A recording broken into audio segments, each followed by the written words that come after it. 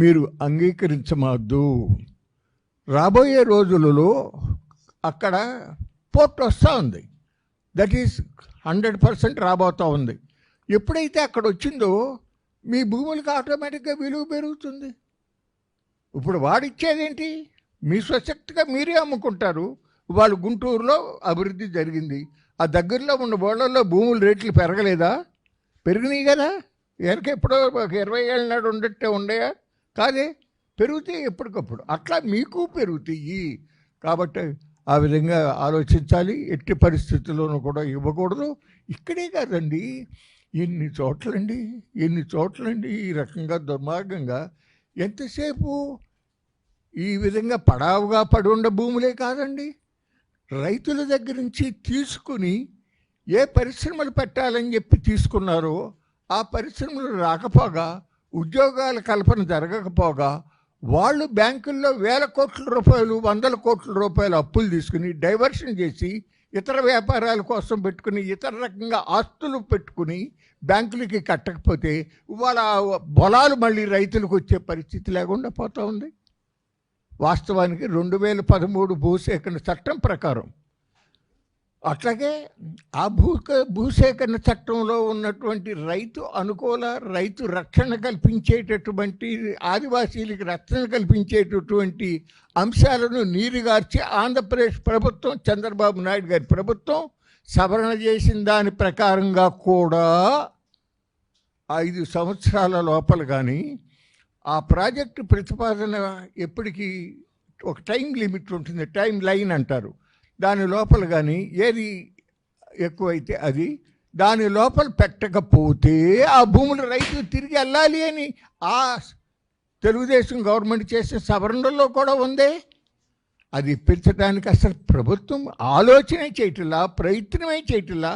మళ్ళీ ఫ్రెష్గా తీసుకుంటున్నారండి.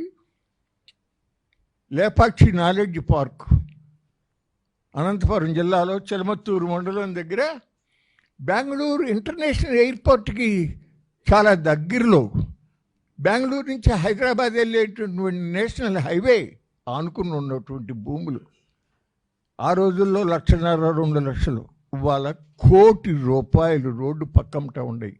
లోపల ఉండేవి కూడా 30 లక్షలు 40 లక్షలు ఉంటే ఇవాళ రైతులేమో బిక్కా ఫకీర్లాగా ఉన్నారు.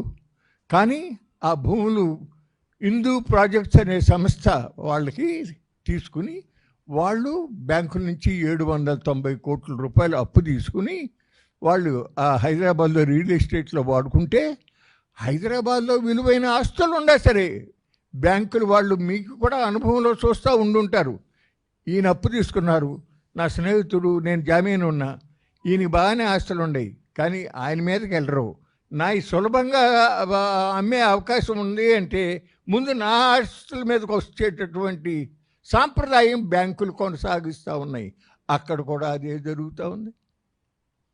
ప్రభుత్వం ఆ దగ్గరలో కియా పరిశ్రమ పెట్టించారు కదా, ఈ భూములు ఖాళీగా ఉండేవి కదా. ఎప్పుడో రాజశేఖర రెడ్డి గారి టైంలో, ఈ జగన్మోహన్ రెడ్డి గారి టైము, ఆయన సాక్షి మ్యాగజైను, సాక్షి పేపరు పెడతాం కోసం అని చెప్పి డబ్బులు కావాల్సి వచ్చి తండ్రి గారి చేత, లేకపోతే బహుశా రాజశేఖర రెడ్డి గారు అన్ని పొరపాట్లు చేసేవాడు కాదు, ఇతని ఒత్తిడితో అవన్నీ కూడా అట్లా తీసుకున్నారు అక్కడ. దాన్ని మరి తెలుగుదేశం ప్రభుత్వంలో చంద్రబాబు, ఆయన కిరణ్ కుమార్ రెడ్డి క్యాన్సిల్ చేసేసాడు, దాన్ని క్యాన్సిల్ చేశాడు. అయినా వాటికి కూడా చంద్రబాబు నాయుడు గారి ప్రభుత్వం ఆ భూములు తీసుకోవటం అనేది చేయట్లా, రైతులకి ఇవ్వటం జరగట్లా. రైతులకి ఇవ్వకపోతే ఇవ్వకపోయారు. కనీసం కియా పరిశ్రమ వచ్చినప్పుడు ఆ కియాకి ఇస్తూ ఇవాళ మార్కెట్ వాల్యూలో, అది కూడా చట్టంలో ఉందండి. ఇప్పుడు ఎప్పుడైనా ఒక భూమిని ఒక పర్పస్ కోసం తీసుకుని దాన్ని వినియోగించకపోయేటట్టయితే మొట్టమొదట ఇచ్చినటువంటి నష్టపరిహారం ఇప్పుడు ఉన్నటువంటి మార్కెట్ వాల్యూ, దీని యొక్క డిఫరెన్స్లో 40%, 40% రైతులకు ఇవ్వాలి అనేటటువంటిది చట్టంలో ఉంది. ఆ ప్రకారంగా ఇచ్చి కియాకి ఇచ్చే పని కదా, ఆ రైతులకు కూడా న్యాయం జరిగేది. ఆ విధంగా చేయటల్లా. ఇట్లా ఉదాహరణ చెప్తే ఎన్నో ఉండేవి. అక్కడ ఎస్కోట్ దగ్గర జెండా లవనం ఉండి, ఇంకా ఎన్నో ఉండి. కడప జిల్లాలో ఆ బ్రాహ్మణి స్టీల్ కోసం 10,000 ఎకరాలు ఇచ్చారు. ఇంటిగ్రేటెడ్ స్టీల్ ప్లాంట్ పెడతానికి. అట్లాగే కడపలో ఎయిర్పోర్ట్ ఉండగా ఒక కమర్షియల్ ఎయిర్పోర్ట్ పెడతాము, ఎయిర్ అకాడమీ పెడతాము అని చెప్పి ఒక ఆయన పెడితే ఆయనకి 3,500 ఎకరాలు ఇచ్చారు. అసలు అది గవర్నమెంట్ ఆఫ్ ఇండియా పాలసీకి విరుద్ధం. అయినా ఇప్పటికీ ఇంకా భూములు తీసుకుని రైతులకి ఇవ్వలేదు. దీనిపైన ఖచ్చితంగా మాట్లాడవలసిన అవసరం ఉంది. ఇట్లా చెప్పుకుంటూ పోతే చాలా విషయాలు ఉండే, కానీ ఇంకా చాలామంది ఉన్నారు మాట్లాడవలసిన వారు. ఆ తర్వాత మీరు కూడా చెప్పాలి, అవసరం ఉంటుంది. కాబట్టి ఈ సందర్భంగా నేను మనవి చేసేది ఏంటంటే, అవి అట్లా భూములు తీసుకోవటమే కాకుండా ఇక్కడ మన అమరావతిలో ఇప్పుడు మరింత ఘోరమైన విషయం ఏంటంటే, కొత్తగా ఇంకా 44,000 ఎకరాలు తీసుకోవాలని ప్రభుత్వం ప్రయత్నం చేస్తూ ఉంది. ఇది చాలా అమానవీయం.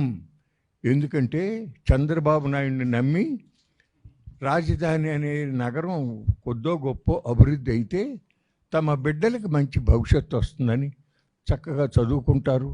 అట్లాగే ఆడపిల్లలకి మంచిగా సంబంధాలు చూసి పెళ్లి చేయొచ్చు అనే ఆశతో రైతులు స్వచ్ఛందంగా 27,000 మంది 36,000 ఎకరాలు 34,000 ఎకరాలు భూములు ఇస్తే 3 సంవత్సరాల్లో ఆ కమర్షియల్ ప్లాట్లు, రెసిడెన్షియల్ ప్లాట్లు అభివృద్ధి చేసేసి అన్ని విధాలుగా మీకు రోడ్లు, డ్రైనేజీలు, మంచినీరు, కరెంటు అన్నీ ఇస్తాము అభివృద్ధి చేసి అని చెప్పిన ప్రభుత్వం మర్చిపోయింది.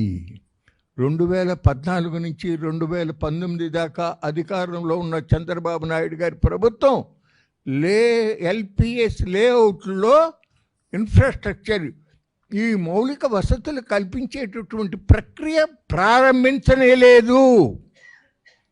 కానీ అదే సమయంలో అవసరము లేనటువంటి outer ring road, Bezawada, Visakhapatnam నగరాల్లో మెట్రో రైళ్ళు, ఇటువంటి వాటి మీదే అధికార యంత్రాంగాన్ని కూడా మా బెజవాడలో సబ్ కలెక్టర్ని ఓ పరుగులు పెట్టించారు.